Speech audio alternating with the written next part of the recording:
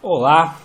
Quando eu comecei a falar sobre juros compostos, falei para vocês que eu ia dividir em 3 etapas exatamente porque era um conteúdo um pouco mais extenso. A primeira etapa seria você aprender a aplicar diretamente as fórmulas. Fechamos isso no vídeo anterior. A segunda etapa, que começaremos hoje, consiste em pegar alguns detalhes que lá não apareciam. Já vou destacar, na verdade serão 3. Vamos verificar o que acontece quando o nosso prazo N for um valor não inteiro, ou seja, tiver uma parte decimal. Vamos analisar o caso onde ocorre uma capitalização em período diferente da taxa. E vamos verificar a questão de taxas equivalentes, quando precisarmos transformar taxa no regime de juros compostos. Além disso, teremos uma terceira etapa que é referente à equivalência de capitais, ou capitais equivalentes. Bom, então nessa segunda etapa vamos começar falando sobre capitalização composta em períodos não inteiros. Uma das coisas que vocês vão observar é que todo exercício que a gente fez até agora, e eu vou destacar o de juros compostos, que é o nosso assunto, sempre o prazo N era um valor inteiro. 2 meses, 5 meses, 2 anos, tantos dias, a unidade não importava. O fato é que ele sempre era um valor inteiro. E o que acontece quando a gente faz uma capitalização composta em períodos inteiros? Para melhorar aqui a explicação, eu vou fazer um diagrama de fluxo de caixa. Vou pegar uma situação qualquer aqui hipotética. A pessoa faz uma aplicação, então na verdade tira dinheiro do caixa, um certo valor. Após um período, que seria o período 1, se ela resgatasse esse valor, eu vou colocar em pontilhado, que ela não vai resgatar, ela resgataria um valor maior do que aquele que ela havia aplicado. Então, eu vou fazer aqui um caso hipotético. Se eu tivesse aplicado 100, talvez ela retirasse 110. Passado mais um período, ela não retirou. Você calcularia novos juros ou novos acréscimos, só que não sobre aquele valor 100, sobre o valor 110, porque a capitalização é composta. Vamos supor que aqui desse 121. E aí vamos finalmente imaginar que ela iria sacar no período 3. Então ela teria um valor ainda maior, calculado em cima do 121, o acréscimo em cima do 121, por serem juros compostos. Até aí está totalmente dentro do que eu já ensinei para vocês. A situação nova acontece aqui. Não vai esperar o período 3. Esse valor, por exemplo, seria retirado no 2,5. E aí surgiria uma dúvida. Nesse período 2,5, quando a gente for computar os juros, entre o 2 e o 2,5, como é que isso aqui vai ser contado? Como é que eu vou calcular isso daqui? Como não completou o período? E aí eu estou supondo que isso aqui fosse, por exemplo, a cada ano, que a taxa fosse anual. Então não deu tempo de capitalizar aquela taxa dentro do ano completo. Ficou só metade. Como é que a gente poderia agir aqui? A resposta é, só para não ter dúvida, até o período 2 são juros compostos, não tem discussão. Houve a capitalização, era regime de juros compostos, então é isso daqui. Nesse período, entre o 2 e o 2,5, que seria esse período de meio, e aí vamos supor que isso aqui está em ano, então esse período de meio ano, ele pode ser feito ou contado de 2 maneiras. Eu poderia considerar que, como não completou o período todo, ele seria feito de maneira proporcional. Isso me levaria para o conceito de juros simples. Então, esse meio ano poderia ser contado ou calculado como juros simples. É uma possibilidade. Ou, alternativamente, mesmo não completando, se eu quiser jogar esse 0,5 na fórmula, é matematicamente possível, digamos assim, eu estaria tratando ele também como juros compostos. E o que eu quero explicar para vocês aqui nesse tópico da matéria, por isso eu quis fazer ele separado, que as duas coisas existem. Então, quando nós consideramos que período inteiro é juro composto, mas a parte decimal é tratada como juro simples, a gente está trabalhando com o chamado convenção linear. Eu não fiz desenho de gráfico aqui para vocês, tá? Não tinha muito sentido fazer isso. Mas se eu desenhasse o gráfico de juros simples, ele era uma linha reta. Por isso esse nome. E se eu, mesmo no período não completo, considerar o cálculo como juros compostos, eu estou trabalhando com a convenção exponencial. Mesma história, se eu desenhasse o gráfico, eu teria um gráfico em formato exponencial. E aí vocês precisam entender o significado dessas palavras, porque se no concurso ele apenas disser considere convenção linear, o que você vai lembrar? Que vai calcular juros compostos na parte inteira e depois a parte decimal você vai tratar como juros simples. Não se preocupe, vamos fazer exemplos sobre isso daqui a pouquinho. E se ele falar para adotar a convenção exponencial ou nada for dito, em geral a gente considera que os juros compostos são em todo o período. Então eu calcularia juros compostos tanto nessa parte inteira quanto nessa parte decimal. Também vamos fazer exemplos sobre isso. Nesse momento eu só queria que vocês entendessem a diferença teórica entre eles, tá bom? E aí a partir daí estamos aptos a fazer exemplos e colocar um pouquinho em prática isso que eu acabei de falar. Então já trouxe aqui para vocês um exemplo de uma questão que caiu inclusive no concurso do Banco do Brasil 2015. Uma conta de R$1.000 foi paga com atraso de 2 meses e 10 dias. Considere o mês comercial, isto é, com 30 dias.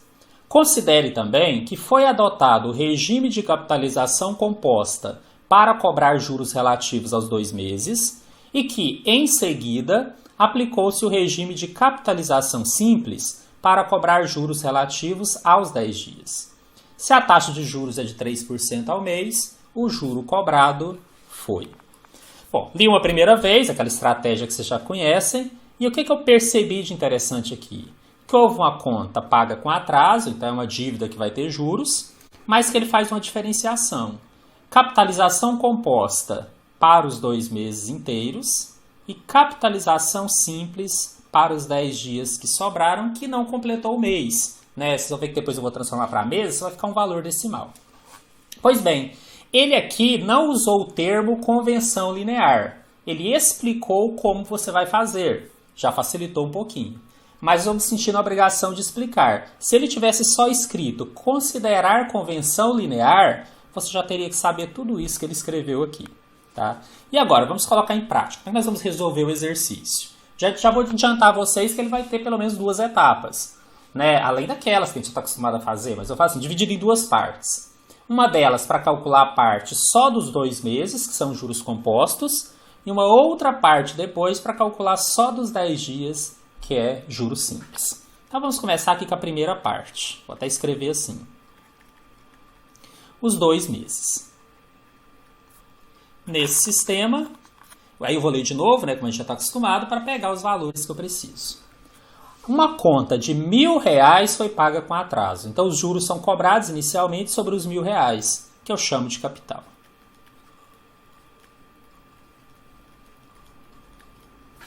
Esse atraso foi de 2 meses e 10 dias. Só que estamos fazendo só a primeira parte, que são só os 2 primeiros meses. Então, cuidado com isso, o N é 2 meses.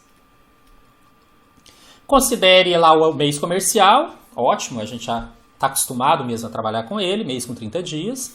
Regime de capitalização composta para esses 2 meses, e eu vou até escrever aqui na frente, que é para não esquecer, tá? Capitalização composta, que são juros compostos. E simples para os outros que a gente vai fazer depois. Se a taxa de juros é 3% ao mês, então já me deu I, o juro cobrado foi. Então ele quer o J. Como nós já estamos em outra etapa aqui da matéria, gente, agora eu vou ficar colocando a formulazinha ali do lado não, tá? Vocês têm as anotações de vocês, eu vou só comentando. O fato é que esse exercício poderia eu poderia usar aquela terceira fórmula, já do J diretamente, mas eu costumo usar do montante e depois só fazer a diferença, eu acho mais fácil. Então, nesse caso aqui é a que eu vou usar. Só que antes disso, vamos ver as transformações. O meu I é 3%, que é 3 sobre 100, ou 0,03. Continua ao mês.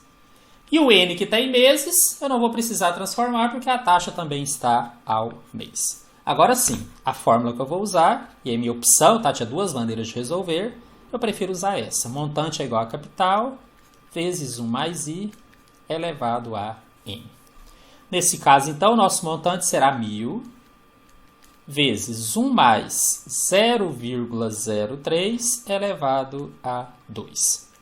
Ou seja, o montante é 1.000 vezes 1,03 ao quadrado. Esse não dava para fugir, tá? Tinha que fazer a continha mesmo. Tinha que lá 1,03 vezes 1,03 deu 1,0609. Que multiplicado por 1.000 me deu 1.060,90. O fato, gente, é que mesmo que ele tenha pedido só o juro, né, e eu vou ter que fazer o juro das duas partes e depois somar, eu precisava desse montante. A partir do montante, eu poderia determinar aqui o juro facilmente.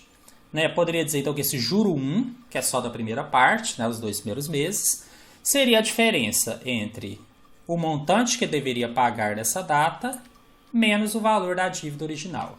Então, se houvesse apenas a cobrança desses 2 meses, ficaria em R$ 60,90.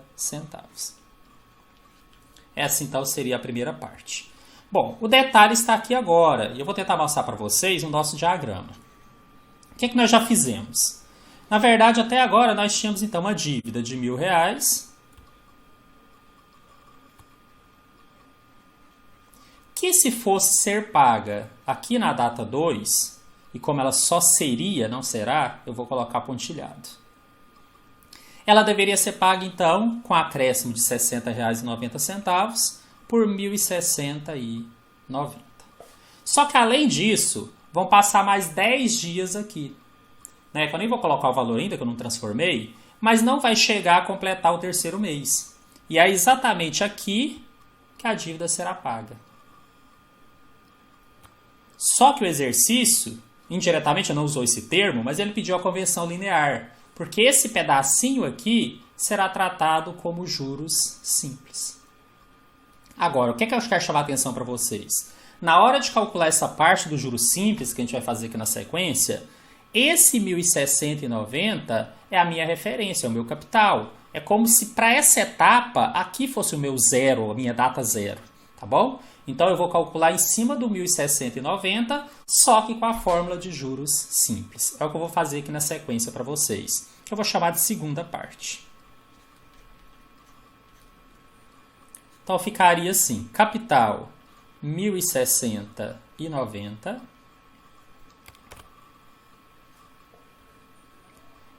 Que mais? Ele está falando que é só por essa diferença. 2 meses já era capitalização composta. Então, nosso N agora são só os 10 dias. Temos que a taxa é 3% ao mês, ela é a mesma. E queremos o valor do juro, que seria uma segunda parte, não um juro 2. Bom, em relação a transformações, esse 3% eu vou escrever como 3 por 100. Não vou dividir, porque normalmente nessa forma de juros simples eu costumo deixar, porque pode ser que simplifique alguma coisa. E esses 10 dias eu vou passar para meses. Quantos dias tem o mês? Lembra que ele mesmo fala para considerar o mês comercial com 30 dias. E se nada fosse dito, eu também ia considerar assim. Então eu vou deixar como 10 sobre 30. Tá? Também não vou dividir aqui, que pode ser que eu simplifique depois. Próxima etapa aqui dessa parte, nós vamos jogar na forma do juro simples. Capital vezes I vezes N. Então, meu juro simples aqui ficou 1.060,90 vezes a taxa, que é 3 sobre 100, vezes o N, que é 10 sobre 30. Gente, aqui daria para simplificar muita coisa, tá? Esse 0 com esse, o 3 com o 3, daria para cortar também. E aí, no final, eu vou chegar no resultado, que é R$ 10,61. Mas ele quer saber o juro total cobrado. Então, o total é a soma desses dois que eu calculei. Será 60,90 mais 10,61. Será um juro total de R$ 71,51. Já até dei spoiler aqui, né? Já tinha deixado marcado, mas não tem problema, tá? Essa é a resposta mesmo, é que eu já tinha feito antes. Então tá aqui, a letra D é o gabarito da questão, R$ 71,51. Mas só para fechar esse assunto, o que aconteceu aqui? Você cobrou juros compostos da parte inteira e cobrou juros simples da parte decimal, por não ter completado o período para capitalizar mais um mês, por exemplo. tá bom? Toda vez que isso acontece, estamos diante da convenção linear. Temos aqui, então, o exemplo para mostrar outra forma que poderia ser pedido esse tipo de exercício. Uma conta de R$1.000 foi paga com atraso de 2 meses e 10 dias. Considere um mês comercial, isto é, com 30 dias. Considere também que foi adotado o regime de capitalização composta para cobrar juros relativos aos 2 meses e que, em seguida, aplicou-se também o regime de capitalização composta para cobrar juros relativos aos 10 dias. Se a taxa de juros é 3% ao mês, o juro cobrado foi. Então, gente, são os mesmos dados. Só que agora, além de cobrar como capitalização composta nos 2 meses inteiros, também foi usado capitalização composta para esses 10 dias. E aí já vou contar aqui um segredo para vocês, tá? Não será segredo. Eu poderia resolver esse exercício igualzinho eu fiz o anterior, só que aí eu calcularia dos 2 primeiros, que inclusive vai dar a mesma resposta, e depois aquele 0,5 eu também jogaria na fórmula de juros compostos. Pronto, estaria trabalhando com a convenção exponencial. Agora, o segredo está aqui. Se eu for jogar na fórmula de juros compostos para calcular os 2, e depois vou calcular como juros compostos a parte decimal, em cima desses 10 dias, então eu poderia dizer para vocês que eu poderia fazer uma vez só. Eu não precisaria ter feito isso separado, tá bom? Então, esse é o detalhe que eu quero passar para vocês. Resolvendo, então, a questão. Já li uma primeira vez, agora eu vou ler uma segunda vez. Uma conta de R$1.000 foi paga com atraso. Então, quer dizer que isso aqui é o nosso capital. R$1.000. É sobre ela que eu vou começar a incidir os juros. Só que esse atraso foi de 2 meses e 10 dias. Como eu já li a primeira vez, já percebi que ele está usando capitalização composta tanto na parte inteira quanto na parte que vai virar decimal. Quem não enxergou que isso aqui é um decimal vai enxergar depois. Eu não preciso fazer em 2 etapas, em 2 partes. Já posso considerar meu N como sendo 2 meses e 10 dias. Isso aqui também é uma novidade, tá? Eu não fiz exemplos ainda onde eu tenho o período desse jeito. É até bom que eu vou ensinar para vocês também dessa forma. Além disso, ele fala que a taxa de juros é 3% ao mês. Vou escrever aqui. No final, ele pede o juro cobrado.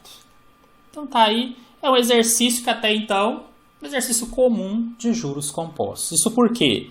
Porque ele trabalhou com a convenção exponencial e que trata como juros compostos o período inteiro. Bom, só que tem alguns detalhes, né? Apesar de ser aparentemente um exercício como tantos outros que nós fizemos, ele tem o detalhe do N não ser inteiro. Então vamos falar um pouquinho sobre isso. A verdade é que nós já fizemos 2 etapas daquela sequência de 5 etapas que eu ensino a vocês. O próximo é verificar as transformações. Então essa minha taxa que está em porcentagem, eu vou colocar como 3 por 100, que na verdade vira 0,03 ao mês. Já o N está dividido em 2 partes, 2 meses, e esse 2 eu não preciso me preocupar, porque ele já está na mesma unidade da taxa, só que ele tem 10 dias, esse eu tenho que transformar. Ou por regra de 3, ou por aquela regrinha mais direta, perguntando do N do prazo para a taxa. Quantos dias tem um mês? E lá mesmo no exercício ele fala para considerar o mês comercial. Então, quantos dias tem o mês comercial? 30. Quando eu faço essa pergunta, então eu divido. Ficou 2 mais 10 sobre 30. Gente, esse 10 sobre 30 é que seria a parte decimal. Seria 0,333 alguma coisa. A hora que eu somasse, ia dar um N igual a 2,333, uma dízima. E eu poderia fazer assim. Se eu pudesse usar a calculadora, por exemplo, eu ia fazer isso. Deixar ele 2,333 e jogar lá na fórmula, no expoente, sem o menor problema. Só que aqui a gente tem que ficar esperto para o que a questão fornece. Né? Concurso também é isso. E o que eu vou perceber? Que ele me deu uma potência em forma de fração. Então aqui eu tenho que conseguir enxergar esse prazo N como fração. Aí eu lembro a vocês que na fórmula de juros compostos esse N está no expoente. Então esse 7/3 não deve estar aqui por acaso. Nós vamos usar isso. Então se eu simplificar aqui o 0 com 0, eu fico com 2 mais 1/3. E como é que eu conseguiria somar essa fração? Tirando o mínimo múltiplo comum entre 1 e 3, que dá 3. Aí eu dividiria o 3 pelo antigo denominador do 2, que é 1. 3 dividido por 1 dá 3, vezes 2, 6. E aqui 3 dividido por 3 dá 1, vezes 1 dá 1.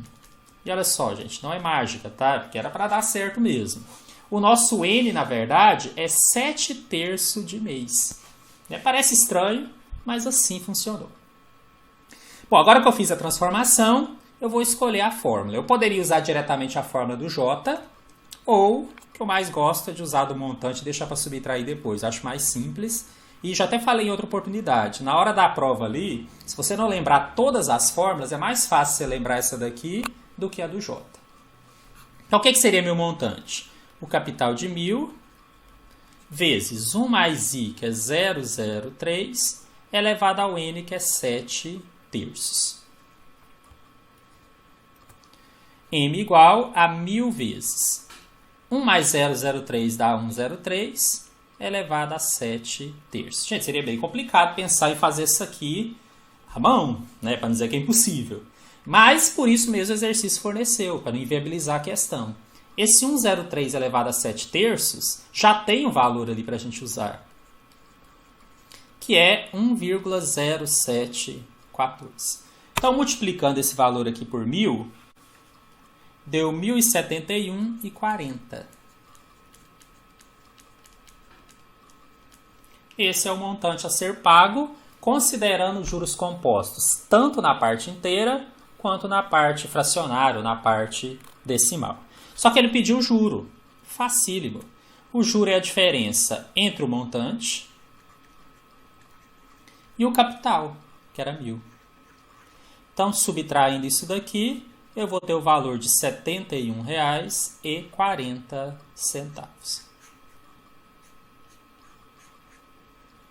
A resposta, então, está aqui na letra E, que é o nosso gabarito. Bom, alguns detalhes aqui só para fechar, então, esse assunto inicial. Na convenção exponencial, eu estou considerando juros compostos o tempo todo. E por isso eu pude fazer o exercício em apenas uma parte. Mas, se eu quisesse, eu poderia ter feito em duas partes. Com o detalhe que eu ia fazer dos 2 primeiros meses, depois pegaria aquele valor, aquele resultado como capital e jogaria apenas esse 1/3 na parte decimal. Aí eu calcularia juro 1 e juro 2, na hora que eu somasse ia dar esse 71,40. Segundo detalhe, eu joguei aqui os mesmos dados até para poder fazer um comentário final. Não acho que isso vai ser cobrado, mas, como eu disse, eu me sinto na obrigação de falar tudo que é detalhe, porque se acontecer, vocês estão preparados. Se eu fosse comparar, até em termos de teoria mesmo, o método pela convenção linear e a convenção exponencial, pela convenção linear o resultado é maior. Não assuste com isso. Lá, os mesmos dados tinha dado R$ 71,51. Aqui deu R$ 71,40. Acho que seria muito avançado discutir aqui as razões por que isso acontece, tá? Mas é só para chamar a atenção que isso aconteceu. E não está errado. Sempre vai ser dessa forma. Por quê, gente? Não estou comparando que juro simples é maior que juro composto em qualquer situação. Até porque ele era juro composto em toda a parte inteira. O único detalhe é que na parte decimal, o juro simples ficou maior que o juro composto, e isso realmente acontece. Tá? Então, só queria chamar a atenção, é um detalhe meio teórico até, mas para que vocês soubessem disso. Então, com isso, fechei um dos assuntos que eu preparei, então, para essa etapa do estudo dos juros compostos. Vocês agora já sabem como fazer quando o seu N for um valor decimal.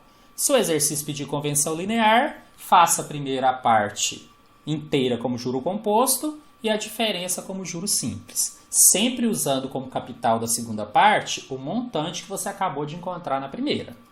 E toda vez que ele pedir a convenção exponencial, você já pode jogar uma vez só, porque todo o período é tratado como juros compostos.